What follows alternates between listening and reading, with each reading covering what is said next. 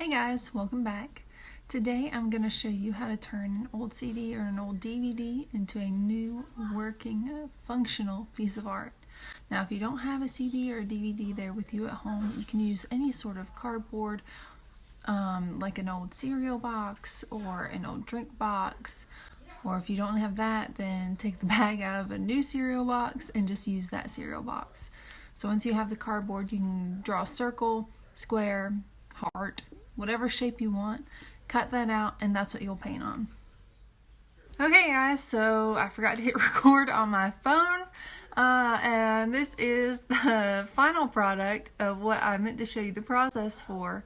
So, but it's a good example. It lets you know if you are new to painting, this is what we're going to follow along with. We're going to really work on color blending and creating silhouettes. If you are not new to painting and you are comfortable with your technique and your skill level, then please challenge yourselves in the images that you choose. And hopefully I'll remember to hit record this time. Alright guys, so I've laid out everything that you're going to need for this project, starting with the CD or the old DVD. And again, if you don't have those, cut out a piece of cardboard in a circle or a square shape, poke a hole through the middle, and that's where the clock mechanism will fit through. So the clock mechanism, these are the directions that show what it will end up looking like. Your CD or your DVD or your cardboard box will actually cover up that black box right there. So try to imagine what it would look like just with the round pieces and the hands coming out. Y'all need a AA battery to get this going, but if you don't have one, just hold off for a little while. And then the couple of paints that I've chosen is a light aqua, a darker turquoise, and a darker purple. You'll also want a black and a white, and the black will be used to create the darker shade up at the top along with the pine trees at the bottom, and the white will be used to create a lighter tint down at the bottom and the stars that are going to be in the sky. Now the paint colors that I've chosen, those are 3 colors that are close to each other on the color wheel. So make sure when you choose your paint colors that they are going to mix well and blend well and not create kind of like this brownish color like blue and orange would when you start to mix those. Okay, so make sure, look up the color wheel if you're not sure, and find a couple of colors that are close to each other. You'll need a cup of water and a couple different brushes. Now I really like the super thin detail brushes for creating the trunks and the top limbs of a tree. And I like the flat top brushes for creating the bottom limbs of these pine trees. I'll show you again. Okay, so the thin brush for creating like the tips, and the flatter brush for creating the bottom parts of those trees. You also want a palette. Now I have a plastic palette back here, but if you don't have one of those, just magazine paper or extra cardboard if you do have any lying around. Any kind of paper really. I mean, your paint might absorb into it just a little bit, but it'll still hold it well enough to just be a placeholder for your paint. And then you also want a paper towel, which I know is a hot commodity right now. If it's too hard to find, then maybe find an old rag or an old t-shirt that you can cut up into rags, and that'll just be helpful for cleaning your brush. Okay guys, I think we're ready to get started. So here we have all of our paints laid out. You really don't need a whole lot of any of these colors to complete this project because it is so small and it really does spread the paint pretty well. So I'm going to start with my larger brush, and I'm just going to grab a dab of white and start applying that. Alright, very loose, but you do want to make sure that as you're applying the paint that you don't really see a whole lot of globs. Okay, smooth it out so it's very smooth across the surface. Now when you start to go to blend the colors, alright, I'm going in order from lightest to darkest, you want to work pretty quickly with acrylic paint because once it starts to dry, it becomes more difficult to blend, and then you have to create another coat on top of that. So if you can blend everything while it's all wet, that's even better. Alright, so I'm going to put this on time lapse as I start to blend. You'll start to see it become a little bit more streaky, which is kind of my style. I like for all of my skies to have some variation in the blending and not be super soft as it progresses up.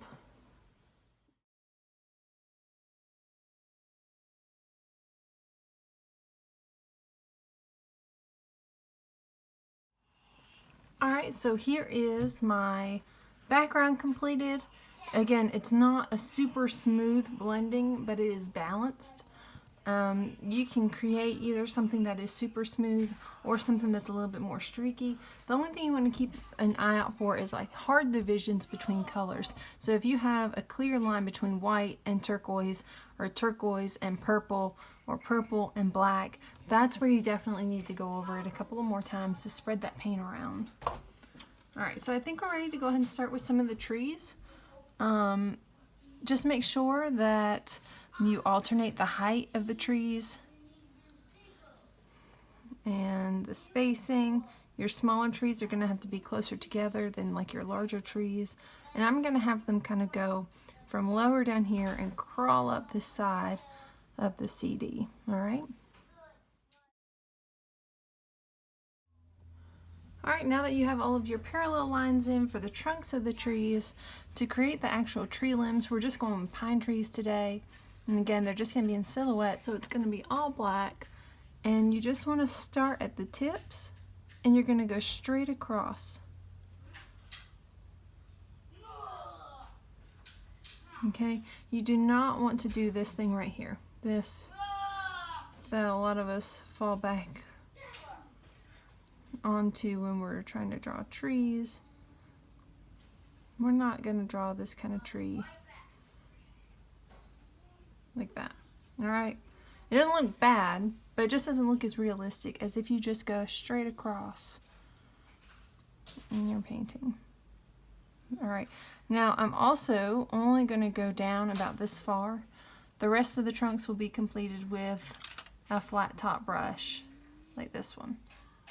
Alright?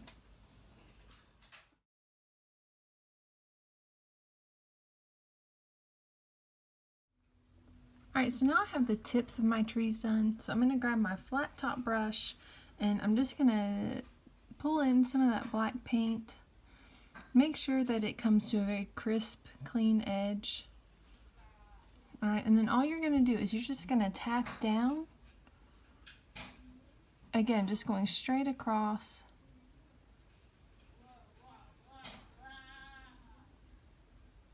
And if they're not all even, that's okay. It just makes it look more realistic. Again, I'm just going straight across. Gradually, you can increase the distance or the length of those limbs.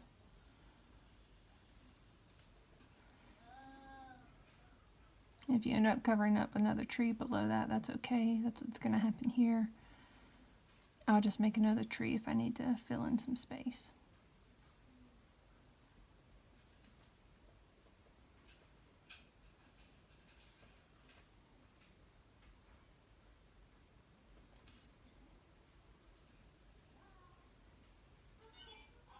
And then I'm just going back towards the middle because I do want to cover up that long thin line that shows where the trunk of the tree was.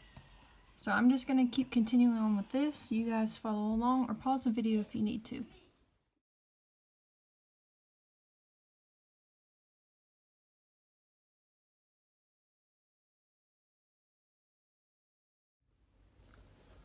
Alright guys, so we have our trees done, and then the next part is to do the stars. Now, some people will prefer to mix a little bit of water in with their white paint and proceed to tap like that, and you'll get kind of like a splatter technique.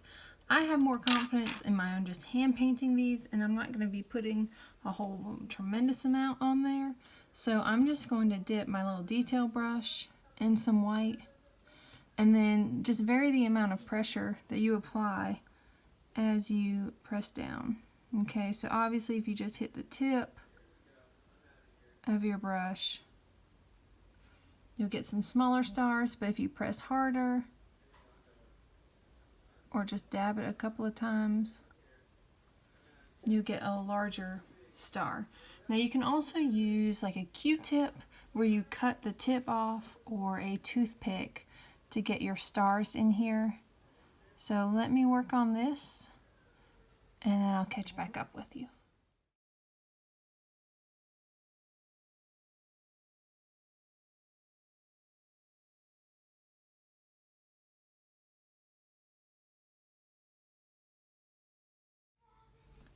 So here are my stars. Now you might decide that you want one that looks like kind of like a little shooting star. So all you're gonna do is maybe you can put in a little. Your back is going scattered. Hey. These are my boys playing pirates.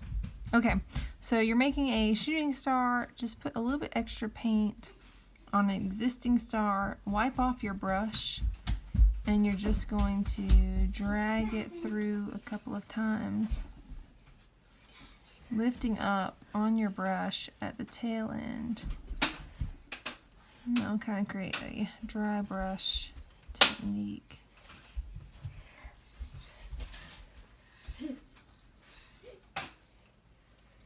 We only can stay in the front room.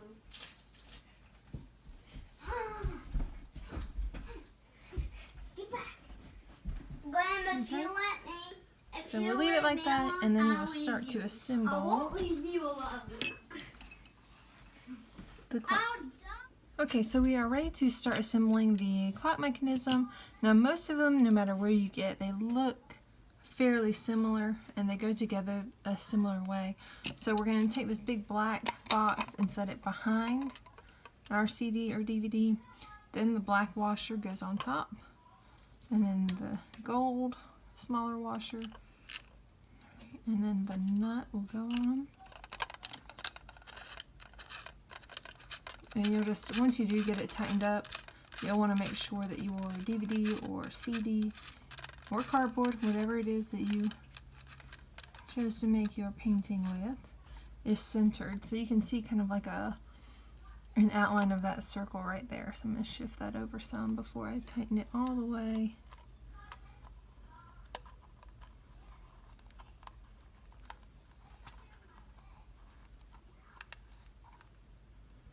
Okay, and then you can take the hand mechanism and that will go on top, and you'll have to shift each one down until they can't go down further. Just press those in because you do want them to cantilever without drooping, so you want them to hang out without falling down. Alright, so this is what it should look like.